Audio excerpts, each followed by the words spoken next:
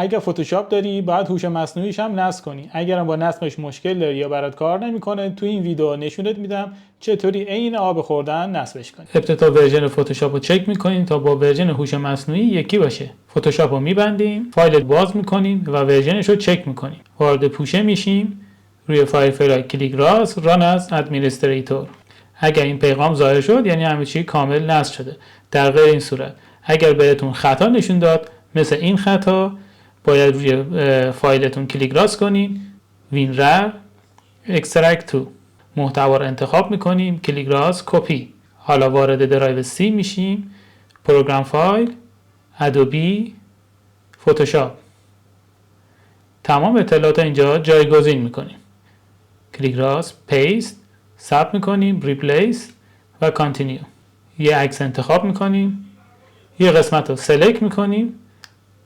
اگر این دکمه ظاهر شد یعنی به درستی نصب شده. برای فعال سازیش باید از منوی هلپ گزینه ساینین وارد اکانت ادوبی بشین.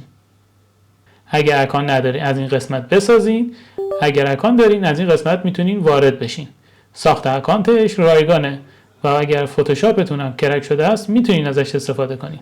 برای استفاده از این قابلیت حتما باید VPN داشته باشین که بتونین تو سایت firefly.adobe لاگین کنین یا وارد این سایت بشین.